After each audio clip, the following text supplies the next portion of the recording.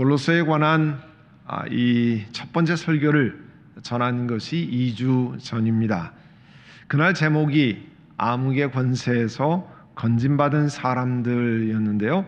바로 우리 예수 믿는 사람들이 사실 암흑의 권세에서 건진받은 사람들이지 않습니까?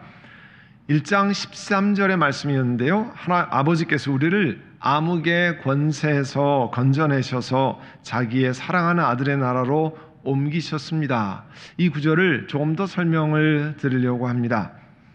이 골로새서를 그 편지를 받은 골로새 지역에 있는 교인들이 살던 때는요, 로마 황제가 지배하던 때였습니다. 사람들은 로마 황제를 사실 신이나 자신들의 주인으로 그렇게 생각하던 때였습니다. 혹은 돈이 내 삶의 주인이다 이렇게 생각하며 살았던 시대였어요. 이러한 때 사도 바울께서는 골로새 지역에서 사는 그리스도인들에게 오직 예수 그리스도만이 우리의 참된 주인이시다, 롤드시다고 하는 것을 강조하며 편지를 쓰고 있습니다. 하나님 아버지께서 우리를 암흑의 권세에서 건져내셨다고 그랬거든요. 이곳에서 이 건져내다라고 하는 단어는요, 한 장소에서 물리적으로 다른 장소로 옮길 때 쓰는 그런 단어입니다. 이 말씀은 우리들에게 예수 믿기 전에 우리의 상태를 암흑의 권세에 있던 것으로 말하고 있습니다. 그리고 이 말씀을 우리에게 전하고 있는데요. 우리가 질문할 수 있습니다. 저는요, 예수 믿기 전에도 민주주의 국가인 대한민국에 살았습니다. 또 미국에 와서 자유의 나라 미국에 살고 있는 사람입니다. 내가 아는 한 나는 암흑의 권세에서 있은 적이 없습니다. 하나님 앞에 이렇게 항의하고픈 우리들에게 하나님은 여전히 너희가 암흑의 권세 하에 있었다고 말씀하십니다. 최근에 우리 한국말로 제작된 이 오징어 게임이라고 하는 드라마가, 스퀴드 게임이라고 하는 드라마가 전 세계적으로 뜨고 있다는 그런 신문 기사를 제가 처음으로 본 직후에요. 마침 목사님들과 점심시간에 오징어 게임에 관해서 이야기를 나눴습니다. 제가 오징어 게임이 뭐냐고 우리 목사님들에게 물었더니요, 그 설명을 들으니까 우리 자랐을 때, 어렸을 때 했던 게임이랑 비슷했습니다. 그렇지만 70년대, 80년대에 그 이름이 오징어 게임이라고 이렇게 붙었더군요. 바닥에 그린 그림이 위에 동그라미, 밑에 세모 이렇게 해서 오징어 비슷하게 생겼다고 그래서 오징어 게임이었습니다. 그때까지만 해도요, 저는 어떻게 생각했냐면, 여러분 무한도전 아세요? 유재석이 진행하는 무한도전 같은 그런 재미있는 게임을 통해서 드라마를 아주 재미있게 만들었다고 정말 순진무구하게 생각했습니다. 그리고 요약판을 봤어요. 이게 9편으로 되는 걸 요약판을 봤는데요. 드라마 시작 설정이 가슴이 짠했습니다. 거액의 빚을 지고 경마 도박에 빠져든 사람, 그리고 돈을 따기 위해서 딱지치기를 하고, 초등학교의 교과서에 등장하는 철수와 영희에서 나오는 그 거대한 영희 인형이 등장하고, 우리가 너무나 어렸을 때 했던 재미있게 했던 무궁화 꽃이 피었습니다. 놀이가 시작되었습니다. 그리고 정지하고 있어야 되는 그 시간에 움직이는 사람이 그 영희 인형의 렌즈에 포착되었습니다. 그리고 총이 불을 뿜었습니다. 선열이 낭자한 장면이 화면 가득이 잡혔습니다. 사실 저는 너무 놀랐어요. 전혀 그런 기대를 하지 않았었거든요. 스토리라인을 기가 막히게 또 리얼하게 사람들이 그 이야기에 빠져들도록 만들었다는 것은 탁월한 구성이라 생각합니다. 인정합니다. 감독의 디테일과 그리고 그 세팅이 사람들에게 흥미를 유발하도록 한 것도 사실입니다. 촌스러운 그 추리닝복을 다 같이 입고 하는 게임에 사람들이 호기심을 갖게 만들었습니다. 그러나 아이들이 순진무구하게 했던 놀이는 무궁화 꽃이 피었습니다. 구슬 따먹기, 저희들이 어렸을 때는 뽑기라고 했던 그 달고나 게임, 그리고 오징어 게임을 사람의 목숨을 걸고 더욱이 엄청난 돈을 놓고 죽고 죽이는 게임으로 만든 설정이 너무나 살벌했습니다. 감독은 처음 시나리오를 썼을 때 2008년에는요 100억 원의 상금을 걸고 하는 게임으로 설정했다는 거예요. 그런데 현실적이지 않아서 영화하지 못했다고 했습니다. 근데 지금은 몇 천만 원을 투자해서 1,000억을 벌어들이는 그런 성남시 대장동의 사건이 터지면서 그 현실을 반영해서 사람들이 너무 다 현실적이라고 생각한다는 거예요. 오징어 게임이 넷플릭스에서 9월에 반영되었다고 하면 또 다른 드라마 DP라고 하는 작품은 8월 하순에 넷플릭스에서 역시 반영되었습니다. 이 드라마는 한국 사람들이 주목했습니다. 이 DP라고 하는 건 영어로 Deserter Pursuit, 탈영병 추적이라고 하는 한국말 번역입니다. 육군 헌병대에서 군대 탈영병을 잡아오는 군인 이야기를 그리고 있습니다. 그리고 우리 인생에서 벌어지는 너무나 슬프고 어두운 이야기를 군대에서 이 잔혹한 행위를 연결해서 적나라하게 보여주었습니다. 한국에서 오래전 군대에서 일어났던 그 잔혹한 행위를 보여준 거죠. 인권을 유린했던 그 시절의 그 이야기 가혹 행위를 사람들의 눈앞에 남녀노소를 막론하고 펼쳐주었습니다. 지금도 트라우마로 기억해서 기억하기도 싫은 그 시절 군대의 폭력을 다시 보게 되어서 너무 싫다는 평도 꽤 많았습니다. 그것으로 말미암아 저는 그 요약판을 보면서 학교에서 옛날 선생님들을 통해서 이루어진 그 학대성 폭력도 생각하게 만들었습니다. 그런 학폭, 학교 폭력, 그 다음에 군대 폭력, 그것이 가정 폭력으로 계속 이어지는지도 모른다는 생각을 해보았습니다. 민주국가에 살았지만 자유로운 나라에 살았어도 그 삶의 이야기가 우리들의 이야기였고요. 그리고 우리 모두 암흑의 권세에 있었던 것이 맞습니다. 그런데 하나님 아버지께서 1장 13절의 말씀은요, 이런 암흑의 권세에서 우리를 건져내셔서 자기의 사랑하는 아들의 나라 예수 그리스도의 나라로 옮기셨다고 선언했습니다. 그리고 그 아들 예수 그리스도 안에서 우리가 죄사함, 리뎀션을 받았다고 말씀하셨습니다. 그리고 14절 이후에 계속 예수 그리스도가 누군지를 자세히 설명하고 있습니다. 20절의 말씀은요, 예수님을 통해서 온 우주가 하나님과 화해하도록 선택되었다라고 말씀합니다. 오직 예수님을 통해서만 땅 위에 있는 것, 하늘에 있는 것들이 하나님과 화해하게 되었다라고 말씀합니다. 그리고 21절서부터요, 골로새 교인들이 도대체 당신들이 누구냐 하는 것을 구체적으로 설명합니다. 골로새 교인들에게 당신들이 누구냐 하는 말씀은 사실은 이 말씀을 통해 우리에게 주신 우리가, 오늘 예배드린 우리가 누구냐 하는 말씀이죠. 21절에 여러분은 골로새 교인들을 직접적으로 말씀하지만 우리들을 향해서 말씀하는 것 아니에요? 여러분은 악한 일로 하나님을 멀리 떠나 있었고 마음으로 하나님과 원수가 되었습니다. 로마서 1장 22절에는요, 이 세상 창조 때부터 하나님의 보이지 않는 속성, 그분의 영원하신 능력과 신성이 사람이 그 지으신 만물을 보고 깨닫게 되었다고 말씀했습니다. 그 하나님 만드신 신성을 보면 하나님이 계시구나, 하나님이 이걸 만드셨구나 깨닫게 되었다고 했어요. 그래서 사람들이 핑계를 댈 수 없다는 겁니다. 로마서 1장 22절에 계속해서 사람들은 하나님을 알면서도 하나님을 하나님으로 영화롭게 해드리거나 감사드리기는커녕 오히려 생각이 허망해져서 그들의 지각 없는 마음이 어두워졌다 그랬습니다. 우리 인간의 눈으로는요, 저 사람 참 선하다, 굉장히 착한 사람이라 이렇게 보이지만 하나님을 향해서 하나님을 인정하지 않는 것은 하나님과 원수가 된다라고 말씀했습니다. 원수가 된 상태, 그냥 원수가 되었구나, 그걸로 끝나는 게 아니죠. 원수가 되었다고 하는 것은요, 영원한 사망을 의미합니다. Eternal death를 의미하는 거예요.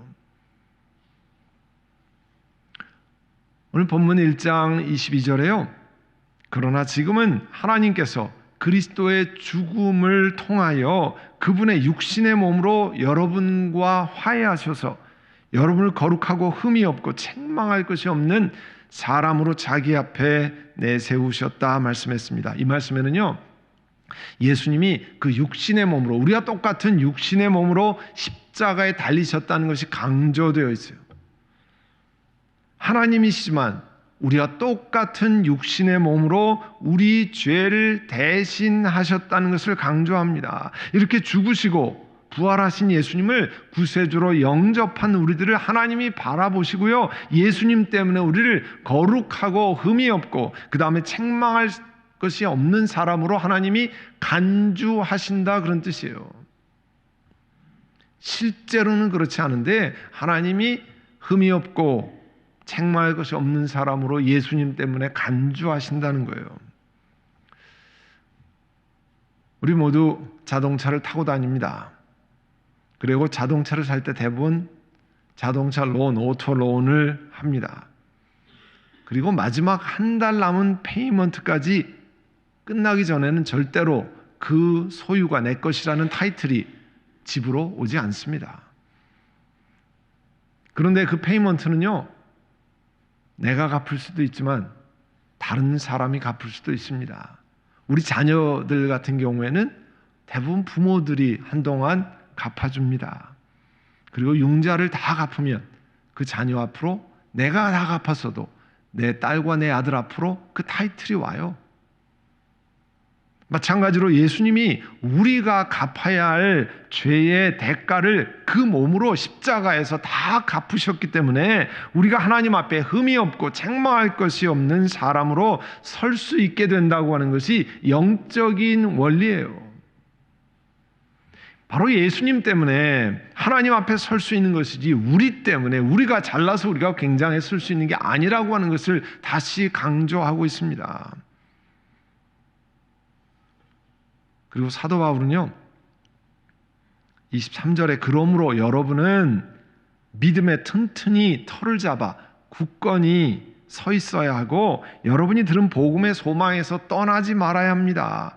이 복음 굿뉴즈라는 게 어떤 것이냐면 하늘에 있는 모든 피조물에게 전파되었고 나 바울은 이 복음의 일꾼이 되었습니다. 이 23절의 말씀은 무슨 뜻이냐면요, 이런 거예요. 22절에서 말씀하는 것 같이 하나님 앞에서 우리가 거룩하고 흠이 없고 책망할 것이 없는 사람으로 서게 되는 일이 일어나는 것은요, 우리가 계속해서 우리 한 사람 한 사람이 계속해서 믿음으로 나아갈 때만 일어나는 일이라는 거예요.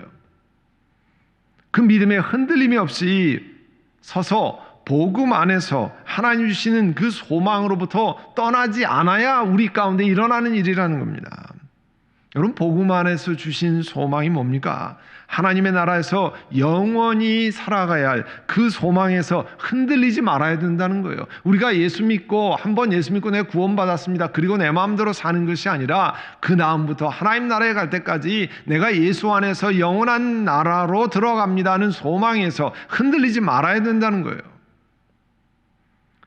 이런 복음이요, 온 세상에 전해졌는데 사도 바울이 자기가 누군지를 설명하면서 하나님과 이 사람 간의 화해, 영원한 사망에서 건져내는 reconciliation, 이 화해의 복음을 전달하는 일꾼이 되었다라고 선언하고 있습니다.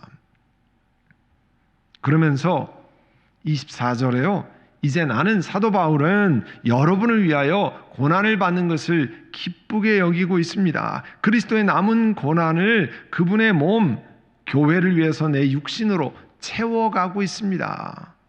말씀했어요.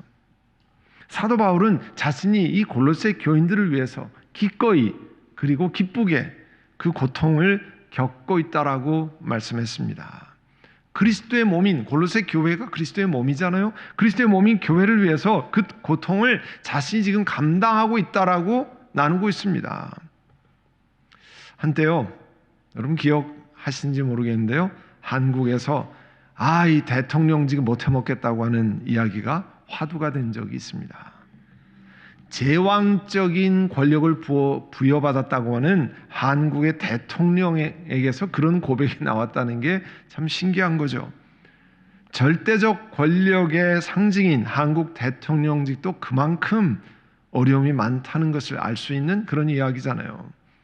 그러니 그런 권력의 근처에도 가지 못하는 수많은 사람들에게 얼마나 어려움이 많이 있겠습니까? 그리고 사람들이 받아들이지 않으려고 하는 복음을 전하는 일, 또 교회의 여러 가지 직분을 맡아서 교회를 섬기는 일, 세상 속에 부름받아서 세상 속을 섬기는 일, 얼마나 어려운 일이 많겠습니까? 그러나 사도 바울을 통해서 주시는 이 하나님 말씀은요, 우리들에게 이 생각의 전환, 발상의 전환, 영적인 생각의 전환을 요구합니다.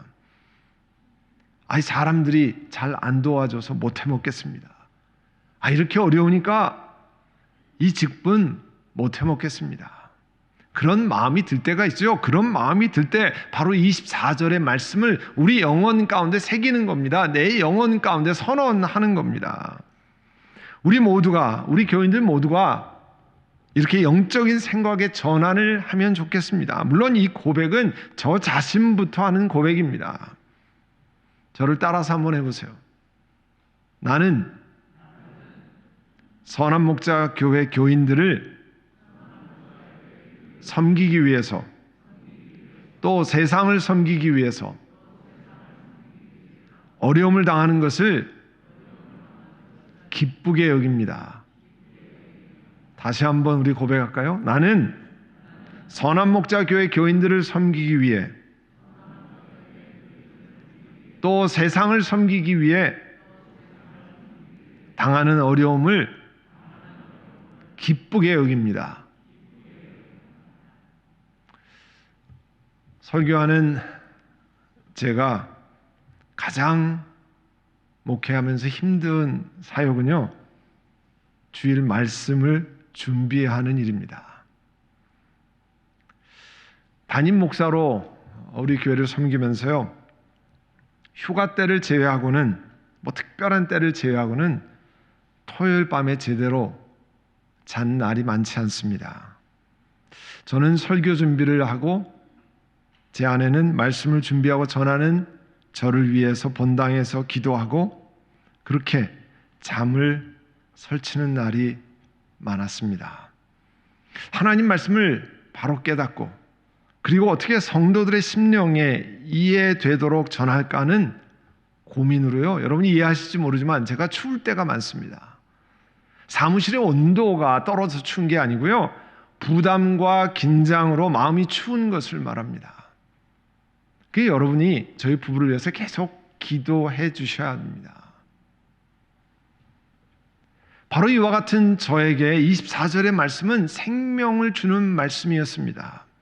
선한 목자 교회 교인들을 위한 어려움을 기쁘게 여기라고 하는 하나님의 위로의 말씀입니다. 사도 바울은요, 이런 고백과 더불어 자신이 25절의 말씀과 같이 골로새 교인들을 위해서 하나님의 말씀을 남김없이 전파하는 사명을 수행하게 하시려고 교회 일꾼이 되었다라고 말씀합니다. 26절, 27절은요, 사도 바울께서 교회 일꾼으로 부름받은 그 목적, 왜 자기가 교회 일꾼으로 부름받았는지 그 목적을 설명합니다. 26절에 보면요, 이 비밀은 영원전부터 모든 세대에게 감추어져 있었는데, 하나님이 계획하신 비밀, 미스테리온이라고 그리고에는 되어 있는데요, 그 비밀이 이제 모든 세대에게 오랫동안 감추어져 있었는데 지금은 성도들에게 드러났습니다. 27절에 보면 하나님께서 이방 사람 가운데 나타난 이 비밀의 영광이 얼마나 풍성한지를 성도들에게 알리려고 하셨습니다. 이 비밀은 여러분 안에 계신 그리스도요, 곧 영광의 소망입니다. 본래 오랫동안 구약에서 하나님께서 사람을 건져내시는 그 비밀이 구약에는 마치 유대인에게만 있는 것 같이 알려져 있었던 건데요, 예수님이 이 땅에 오신 다음에 모든 이방 사람들에게도, 우리 같은 한국 사람에게도, 유대인이 아닌 전 세계 모든 사람들에게 리뎀션, 구원, 죄사함, 영원한 사망에서 건짐을 받고 영원한 생명으로 옮겼다는 것이 드러났다는 거예요. 그것이 예수 그리스도 안에 있다는 겁니다. 예수 그리스도 아니면 그와 같은 것을 깨달을 방법이 없는데 그 비밀이 모든 사람에게 증거되는데요. 바로 이와 같은 일을 감당하기 위해서 자기가 부름받았다는 겁니다. 생명의 그리스도, 영생을 허락하신다고 하는 그리스도를 전하는 사명을 자기가 부여받았다는 겁니다. 그래서 28절에 보시면요, 우리는 이 그리스도를 전파합니다. 우리는 모든 사람을 그리스도 안에서 온전한 사람으로 세우기 위해서 모든 사람에게 권하고 지혜를 다하여 모든 사람을 가르칩니다.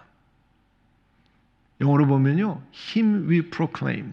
우리가 선언하는 것은 예수님이라 그렇게 했습니다.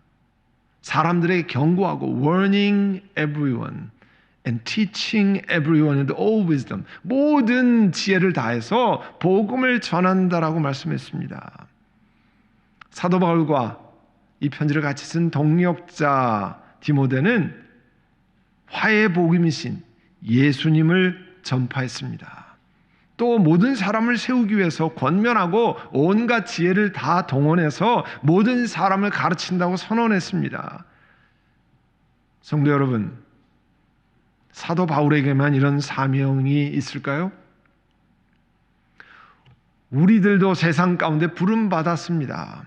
그리고 우리에게 주어진 여건 속에서 세상 사람들이 자신이 깨닫지 못하지만 암흑의 권세에 있었던 사람들에게 하나님과 화해하는 생명의 복음이 있다는 사실을 전달하는 일을 우리에게 맡기셨습니다. 사도 바울은 수많은 사람에게 했다 그러면 나는 내 옆에 있는 한 사람에게, 내 옆에 있는 두 사람에게 그런 일을 나눈 일을 맡기셨다는 거예요.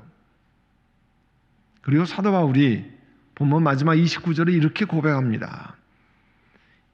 이 복음을 전달하는 이 일을 위하여 나도 내 속에서 능력으로 작용하는 그분의 활력을 따라 수고하고 애쓰고 있습니다.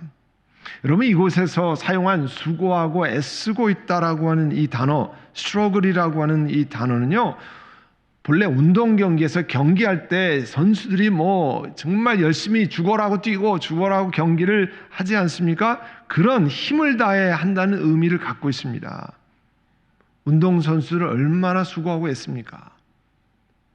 3일 전에요, 2022년 내년 겨울에 하는 카타르 월드컵 예선전이 한국과 시리아의 국가대표 축구 경기가 있었죠. 거기서 마지막에 골을 넣은 한국 축구대표팀 주장 손흥민 선수가 최근에 전 세계의 혹사의 아이콘으로 언론의 조명을 받고 있습니다. 너무 혹사당하고 있다는 거죠. 그 팀에서, 국가대표에서. 그 힘들다는 잉글랜드 프리미어 EPL에서 죽어라고 뛰고 그 다음에 또 비행기를 11시간 타고 한국에 와서 시차 적응할 시간도 없이 2, 3일 내에 또 국가대표 카타르 월드컵 예선전을 열심히 2게임 뛰고 다시 영국으로 돌아가서 또 토트넘 게임을 뛰어야죠. 그런데요, 그가 며칠 전에 이런 인터뷰를 했습니다. 자기가 축구 선수로서 아프지 않으면서 뛴 적이 없다는 거예요. 특히 국가대표 게임은요, 약을 먹고서라도 뛰어야죠. 이렇게 얘기했어요. 무슨 약을 먹는다? 진통제를 먹고서라도 뛰어야 한다는 고백이었습니다. 정말 가슴이 짠한 고백이에요. 여러분, 사도 바울의 고백은요, 내 속에 함께 하신 예수 그리스도께서 주시는 그 능력을 따라서 승리를 위해 뛰는 운동 선수같이 자신도 애쓰고 있다고 하는 그런 고백이에요. 사랑하는 선한 목자교회 성도 여러분, 사도 바울이나 저와 같은 목회자, 선교사에게만 화해의 복음을 전달하는 사명이 있는 게 아닙니다. 여러분이 있는 가정, 여러분이 있는 일터, 친구, 친척, 이웃 속에서 여러분에게 주시는 예수님의 능력을 따라서 여러분도 화해의 복음을 전달하는 전달자로 부름받았다는 것을 기억하고 운동 경기하는 선수처럼 여러분들도 성령 하나님께 예수 그리스도의 능력을 덧입어서 수고하고 애쓰시기를 간절히 축원합니다. 기도하겠습니다. 우리 이 시간 기도할 때 사도 바울은 사도 바울이 있는 여건에서 우리는 우리에 있는 가정, 일터, 친구, 사회 속에서 애쓰고 수고하는 화해 전달자로 부름받았습니다. 수고하는 자로 부름받았습니다. 주님, 그런 은혜를 저희들에게 주시기를 원합니다. 이 시간 여러분 기도하실 때 하나님 어렵고 힘들 때 하나님 기쁘게 여기라고 하는 그런 음성을 기억지 못했던 저희들을 용서해 주시기를 원합니다. 그런 일이 2000년 전부터 지금까지 당연히 있어 오고 앞으로도 계속될 것이라고 하는 그 하나님의 음성을 마음에 새기기를 원합니다. 이 시간 우리 함께 회개하기도 하고 기도하기도 하고 성령 하나님 은혜를 주셔서 내가 화해 전달자로 화해 복음을 전달하는 사람으로 세워주시기를 원합니다. 이 시간에 우리 힘껏 같이 통성으로 기도하겠습니다. 아버지 하나님 은혜를 감사합니다. 우리 모두 우리가 알지 못하던 때 암흑의 권세 가운데 있었습니다. 그런데 십자가 달리신 예수 그리스도로 말미암아 이제 영원한 생명의 나라로 옮기게 된 것을 감사합니다. 그 은혜를 기억하고 하나님의 나라에 갈 때까지 믿음의 굳건히 서고 영원한 나라를 향한 소망이 흔들리지 않는 그런 은혜를 저희들 한 분 한 분에게 베풀어 주시옵소서. 사랑하는 주님, 사도 바울께서 골로새 교인들을 향해 위에서 당하는 아픔과 어려움과 고난을 기쁘게 감당한다고 하는 것처럼 우리가 세상 속에 부름받아 복음의 전달자로 또 선한 목자 교회를 섬기는 직분자로 세움받아서 수고하고 애쓰고 어려운 일들을 기쁘게 감당하고 기쁘게 감당하는 그런 선언을 우리 영혼에 행하는 저희 모두가 되게 하여 주시옵소서. 그리고 성령 하나님께서 귀한 은혜를 주셔서 예수 그리스도께 주시는 생명의 은혜가 충만해서 어느 곳에 있든지 마치 운동 경기에서 애쓰고 수고하는 선수들처럼 우리도 주 안에서 이 땅에서 교회를 섬기며 세상을 섬기기에 수고하는 저희 모두가 되게 하여 주옵소서. 예수님의 이름으로 기도드립니다. 아멘.